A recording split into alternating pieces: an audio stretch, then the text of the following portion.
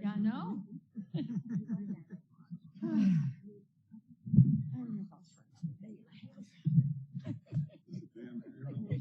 Oh, you should. I know. All right. Jay, are you ready? I know you were ready at 11:30, and I appreciate that. And at this point, I wish we had gone ahead and done that. But we're happy to have you here with us today, Dr. Jay Morgan from Morehead State. Thank you, Madam Chair, council members, Zoom screen. Oh, they have it for this. Yeah, we got it. Very good. Good afternoon, and appreciate everybody's attendance today. It's nice to be with you to present the metrics from last year at Morehead State University, particularly around our performance and some other key indicators. While I'm the one presenting today, if there's easy questions or comments, I'd be glad to take them. If not, my boss is here, Courtney Andrews, right over here to take all of our questions. Any of you know Courtney, she does a wonderful job. Our presentation is probably a little bit like our other sister institution you heard from right before lunch. If you look at our head count, enrollment, many of our metrics, curriculum, student population, we share a lot of similarities with our sister in the other end of the earth, down in West Kentucky, Morehead State University. So we'll see some similarities as we work our way through some of the metrics for it. I'm not going to spend a lot of time going chart to chart or bar to bar, but I would like to touch on a couple of bullets around each of the individual items that you have. The first, and highlighting a few things in our 6-year graduation rate, I think you can see that for the past 3 years, that rate has been steadily trending up in a positive fashion. While it's easy to get hung up on percentages and other things, what we look for in our data is, are we trending in the right direction? Now that could be up 1% one year, 2% the next, 3% the next. Those trend lines to us are very important. And I think you'll see in that 6-year graduation rate very nice 3-year trend line for the past couple of years. I'm also proud to say we met our URM graduation target for 2018-2019, and we have the highest URM graduation rate among the comprehensive. So with good work and working with a number of staff members, we've been able to move that bar very nice as well. We also met our low-income graduation rate target, 17, 2018. So there's some nice numbers in there about trend without getting hung up on each individual bar. The second category, moving to your right across the placement that you have for degrees awarded. I first want to say, while you see a kind of a decent trend over the past 3-ish, 4 years or so, I'm probably sorry to report that there is no mathematical way Morehead State University can meet 2020, 2021 target and goal.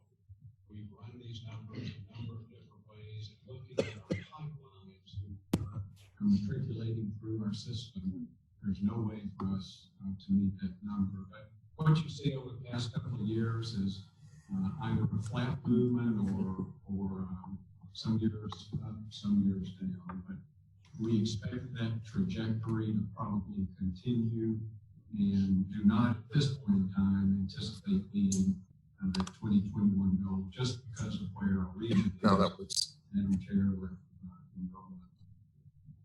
Moving down to the next line in undergraduate enrollment, we continue to stay fairly even in undergraduate enrollment.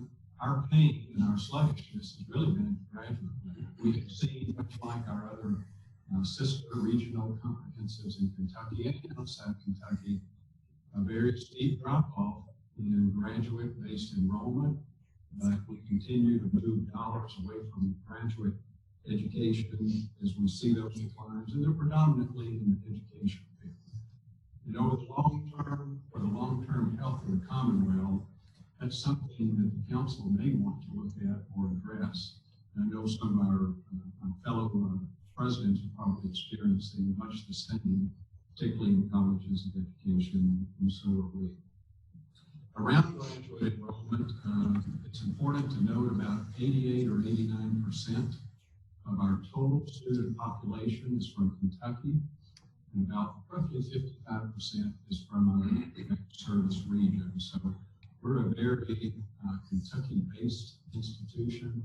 88, 89% of our total students from the state of Kentucky and the Commonwealth. A great thing for the Commonwealth's buck, particularly when you look at the amount of money we get in state appropriation for the number of students that we educate who are in-state students. Many people before me have pointed out the availability of eligible high school students in the Commonwealth. That is an ongoing concern for many of us, and that goes true for Morehead State as well. And those numbers, unfortunately, statewide, look a little sluggish for the next couple of years, and that will be something all of us will have to grapple with. Moving across to your right, first to second year retention. Again, another very positive trend, and if you look over the past 3 years, at least, and I can take no credit for this, but I've been at Morehead for 3 years, our overall student retention is ticked upwards 4% total from the total first year student body population. So when you talk about moving a retention bar, those are tough metrics to move, particularly spread over thousands of students. And I'm pleased to report that we have moved that number and will continue to move that number in the future. We also, our URM retention rate looks very nice as well. So we're doing some good work around retention and reshuffling some of our deck, re-engineering some of our systems as we process students, as we advise students, and hopefully matriculate that student from first to second year. Moving down, another good metric for us is average credit hours at graduation. We have the second lowest number of average credit hours at graduation among the publics, and that's a good thing. Sometimes when you see low numbers, you automatically correlate it with a negative, and in this case, it is a positive. Again, those are hard numbers to move, but sitting at the number that we are, about 134, we have met our goal for that, and our challenge going forward will be continue to keep that down as much as possible. So again, a very good metric there for us. Dr. Thompson, I hope you're proud with this next one, because I'm going to not give you credit, but give you praise for some help that you provided us with some mini grants maybe a couple of years ago. And it is around success of underprepared students in our 2 gateway courses, English and mathematics. Our English performance has been quite high, as you can see, and we've been averaging mid to upper 70s and even into the 80s for that particular pipeline related to English. Some call it co-requisite, enhanced, comes with a number of terms, all the same concept. But the trend line I want to point to is what has happened between fall of 14 and where we are today, and particularly our jumps over the past year or two. Over the past year or two, we've jumped from 29%, and this time, 12 months ago, I stood before you or presented before you and told you that we would hit 50%, and I'm proud to note we hit 49.1. Next year, our early numbers, or at least our early data, looks like that may be upper 50s. So again, big numbers to move. Want to give our folks a lot of credit, particularly in English and math, for really rallying around that call, and a little shoe leather behind it got them moving as well. So those are good trends for that little subsection of graphs that you see. Moving across, and I noted earlier in previous presentations some communication and questioning around average net price, cost of attendance. You will see, if you'll flip over on the back, probably better numbers tracking across, but I won't spend a lot of time with it. We have been able to, along with, I believe, Murray State and maybe Dr. Caboni at WKU, keep our average net price down. somewhere in the $12,000 mark or so. We are a very high discounting institution. We discount about 38% of our total tuition, not subset tuition, total tuition. And along with the individuals that we have related to Pell, as you know, we serve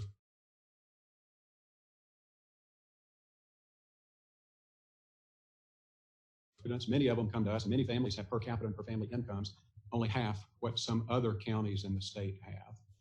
And those of you that are familiar, particularly with our region, know some of the counties and high schools that we serve, and that is a constant challenge for us in order to just get the student in. And some of our daily challenges are about, can this student afford food for the week? Not tuition. We're down to food. So you will find that we periodically, and we have a little bit more work to do, we'll be constantly looking at our average net price, trying to keep that down. But the calculus behind that metric is fairly complex, and it has to do with tuition and room and board and books and meal plans and then other associated expenses that students have. So we do pretty well there, and clustered kind of along the bottom in a good way with 2 or 3 other sister institutions. In sum, from the graphs that you have before you, I think overall, while we've got some ups and a few downs, by far and large, many of our metrics are trending in the right direction, and it will be our vigilance over the next couple of years to continue that trend. There are 1 or 2 that I'd like to call out. Our low-income degrees, we continue to fight that. That's a constant struggle for the economic reasons that I mentioned to you that you maybe don't find at some other schools. We do not have the ability to raise tuition because of the particulars around price for students who, many of them come from our region and other hard-hit economic regions. For the past 2 years, my first year at Morehead, we froze tuition, we froze housing, we froze fees. Second year, we raised undergraduate tuition only 2.5%, which we considered kind of an inflationary factor. We once again froze housing, and we have froze graduate tuition every year that I have been there. So we will probably, you'll see some of those trends carry forward, and that is our attempt and at our internal pain to try to continue to service students from our area. And that's why that 70% tuition, 30% state support really becomes even more critical, Dr. Thompson, as we go forward and needing new funds, not only in the higher ed performance funding model, but also with the stop loss, hopefully holding that at 2%. But there has got to be somewhere in the equation for Kentucky some consideration for hard-hit economic areas like ours who are serving low-income students. The equation doesn't work at Morehead like it does other places. And we appreciate your understanding there. The second thing that we have a focus on is trying to at least sustain our diversity. And I'll call you to a couple of metrics that you have here without going into depth. Our faculty diversity has remained essentially flat. We're about 7% roughly, take or give. Some of the indicators that cause us pain there is it only counts tenure track. We hire a number of instructors who are URM. We hire a number of visiting assistant professors who are URM, and we don't get credit for those, but we have been flat there. You will see a downturn in our, what we call management or administrative category. That's intentional, not an intention to reduce URM management. We have reduced overall management. Over the past 2.5 roughly years, we have reduced what's called institutional support by millions of dollars as a category. And that's where you'll find a number of categories related to administrative cost. And one of our strategies of mitigating some of the budget cuts that we've had over the past couple of years has been a severe reduction of cost in administrative cost, trying to keep our money in instruction and student services and really core curricular things around undergraduate education. I mentioned before, our graduate degrees are probably much like the trend lines at other regionals. We'll probably continue to see some struggles there. From a wide range, we have a new quality enhancement plan around experiential education, and we're moving toward requiring all students to graduate with either study abroad, an internship, undergraduate research, service learning, maybe a couple other things thrown in there. We think that will be a defining feature and seen very, very well by employers. Our space science program continues to look for ET. I'm convinced one day they're going to find it. And unless a truck gets lost between here and the desert of California, we will have an additional satellite going up on the mountaintop behind our campus, adjoining the other apparatuses up there, which effectively will double the ability of federal contracts that we can process through our campus. And to us, that's an economic generator. That piece alone will bring us millions of dollars, we hope. Now, it will come with millions of dollars of cost, so that equation is not all net revenue, but it is a positive light for us as we move forward, and will be good. Nursing continues to expand, particularly at our master's level. As you know, a couple of years ago, we instituted a second and expanded cohort in our MSN program. It continues to do well. In 2.5 years, we've reduced 6 buildings on campus. Many people have a crane on campus. We have a bulldozer on campus. And one of our expense reduction gambits has been to take out unneeded buildings. Some of them are old and, quite frankly, only had 3, 4, 5 people in them. So through some shuffling and move arounds, we've reduced 6 buildings in 2.5 years, and that's been a money saver for us. We continue to be named one of the safest campuses, not only in the Commonwealth, but around. And I'm also proud to say our U.S. News and World Report rankings, as of a couple of months ago, I guess it came out early September, we moved to the 19th position among publics in the South. So our focus has been on, yes, we're a small campus. We don't need to be a large campus. I'd rather see us produce a quality student at a quality price and with a quality reputation. So I know there's an emphasis on growth, but in an area where that growth is sometimes not possible, we're shifting to a focus on quality. So lots of transformational things happening on campus. I'm bragging on our people because we've asked them to do more with less. We'll probably continue to have to do that, but I'm happy to report they have risen to the occasion and done so. So the credit belongs to the 900 some odd people that are left at campus today. So that's where the real meat and potatoes is for Morehead State University. Thank you. I don't know, Madam Chair, if we have any time for questions, but Courtney is here if we do. We do. Go, Lori. Even though I know food insecurity is probably on every campus, you highlighted it. So I'm curious, just with your economic region and whether it's food insecurity or homelessness, because there are homeless people on our campuses and people that need to eat.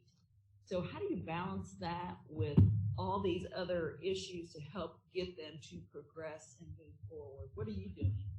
Well, it's a very difficult equation, and if I knew how to master that, I would certainly be very rich in marketing that.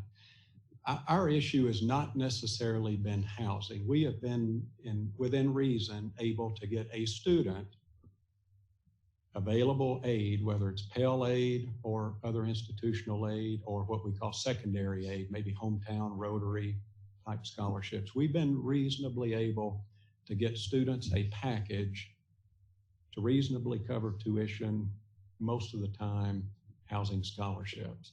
I highlighted food for a particular reason, because when you work through the calculus of the cost of attendance equation, you find in there what is allowable for books, what is allowable for meal cards, food cards, whatever they're called on each individual campus. We have to stretch those occasionally in order to work with students. I think our campus has done a very good job in doing that. The reason it's probably more in our mind is because of some of the students from some of the backgrounds that come to us. They don't have the disposable dollars in their checking account or a debit account or cash or money from a parent. They are living off the aid that they can get. So our challenge, Ms. Harper, has been how to package our aid in order to fit the individual needs of the students. We can pretty quickly catch in a good way, in order to mitigate most students who have some food insecurity issues. And many times it increases our institutional discount because we will give them food.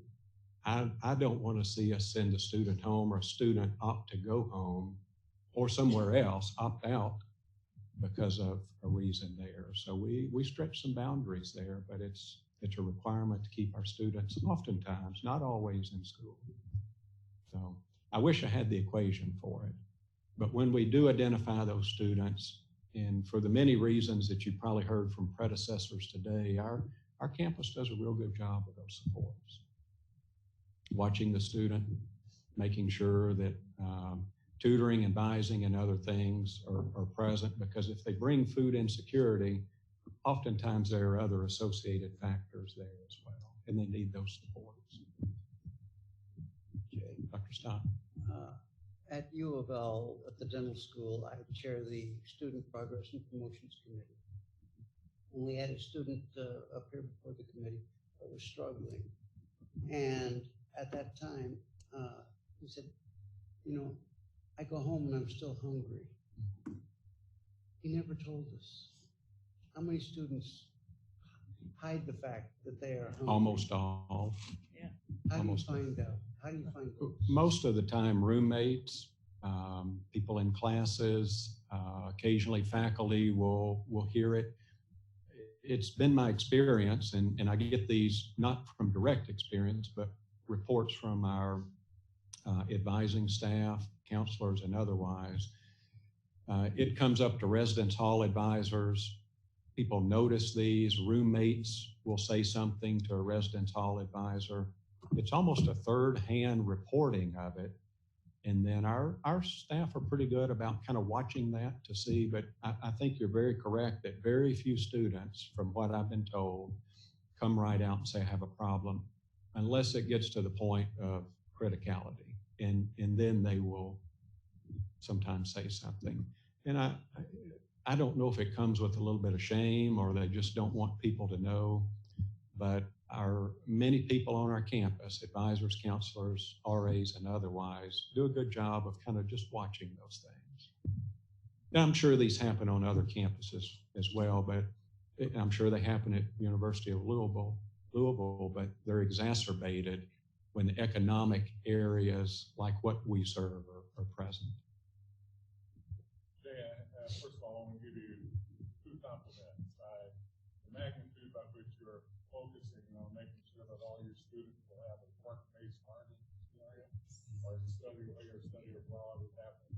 And as you all know, the council, we want all our students to have this by 2030, so I appreciate you doing it in the way of this. That's number one. Number two, you almost gave me that 50% that you promised me last year. 49.1. So thank you. And for those that don't know, this is before Jay went there, and I appreciate your math faculty, and I've talked to your math chair here fairly lately, and I appreciate him too.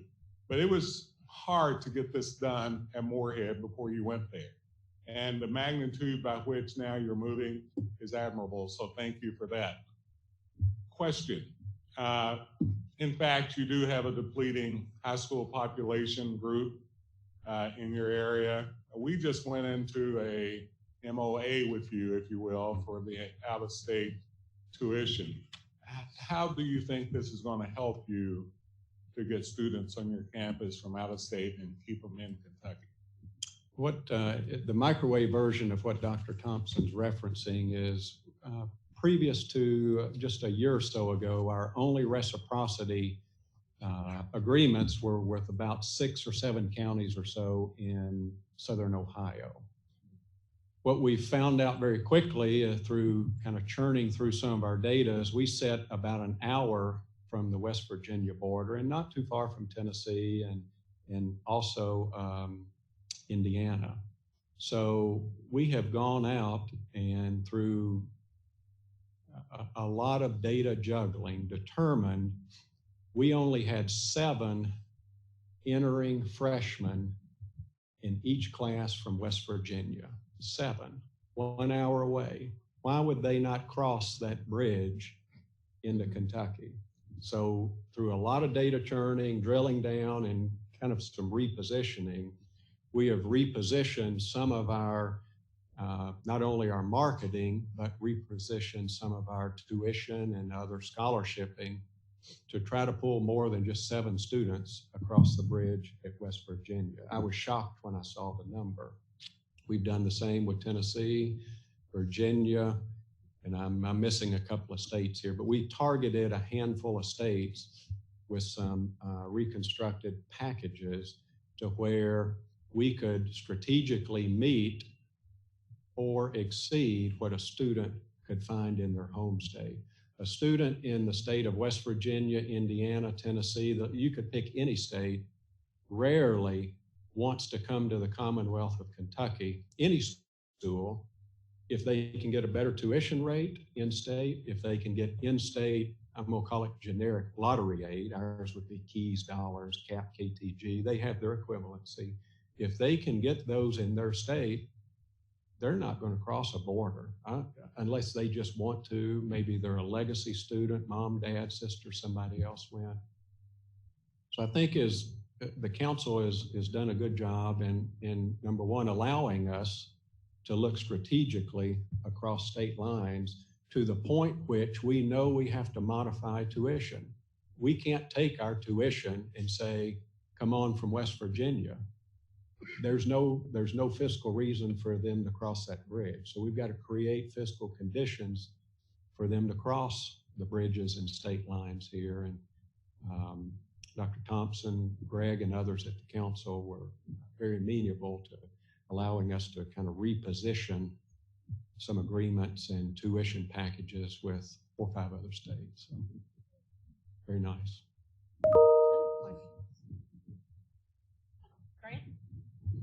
You were talking about how you're making sure students in your service region are able to succeed at Morehead, and I think you're doing an incredible job of that. But how are you making sure they can go back into that region and find gainful employment, which is almost harder than gaining that degree? It's a very difficult thing because of some of the economic conditions there. Even though we serve in some counties, an economically challenged area, there is still a need for some skilled individuals there. The region will always need nurses, the region will need teachers, the region will need doctors, the region will need accountants, so on and so forth. They may not need as many as they used to. One of the things that we have tried to infuse within a number of our curriculums is maybe not multiple classes, but a little bit more of a conversation around entrepreneurial abilities. Many of the jobs in our end of the state are not there presently. We tell students they need to be creating some of them. By example, all of our Craft Academy students go through an entrepreneurship series. A number of our other students, we've been threading entrepreneurial classes in to curriculum to the best that we can, because some of the jobs of tomorrow are going to have to be created. They're not sitting there today. Many of our students do leave the region, the direct service region. They may land in Lexington, Northern Kentucky, Louisville. You pick the address there, Cincinnati. A number of our individuals will also exit the state. We deport quite a large piece of our space science graduates, and there's not hundreds of them. There's a couple hundred. We're not talking about a huge population. I went in a classroom of nurses the other day, and I just ducked my head in, and I asked them how many were from Eastern Kentucky. About 90% of them raised their hand. Simultaneously, and next, I asked them how many of you are going back home or want to go back home. Roughly about 90%. And I think because of the characteristics of Kentucky, speaking of myself a little bit here as well, people want to stay fairly close to home. They love to find a job 1, 2, 3 hours from home because of the family reasons and the ties to the region. So we have a number of students that want to go back home, so to say. Number of students that do go back home, it's probably a little bit less than it used to be. But I think they're finding jobs and, career fulfillment in other parts of Kentucky, Lexington, 55 minutes away, northern Kentucky. So still a Kentucky-based institution putting out graduates. Most of them are staying within the state. So.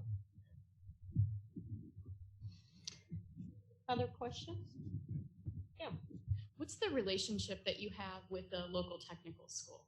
Are there multiple in your kind of service region, and what's your relationship? We have, let's see, our service region comprises Maysville, Ashland, Big Sandy, which is down around Paintsville, and Prestonsburg area. Strong relationships with Hazard. Those are the four that we work the most with, just because they're in our direct service area. We spread out and branch to other ones, obviously. During my 2 years there, and we initiated annual meetings, and we have staff from all four of those and administrators come in to work through as best we can to make sure that the curriculum, I don't know that you'll ever get it seamless. That's probably a farce to some degree, but constant communication with our folks and theirs, trying to work out the bugs that come up within transfer agreements. Our relationship obviously is from my perspective, a positive one. We talk quite a bit. We all feel like, at least in our conversations, we're kind of in the same boat together within the service region, and we need them and they need us, and the region needs all of us. I think they do a pretty good job at some technical education. Sometimes we obviously compete for the same student, particularly in that first and second year. But our push for further relationships and linkage has been the past 2 years with having them meet with our folks regularly and periodically, and we hope to continue that. So.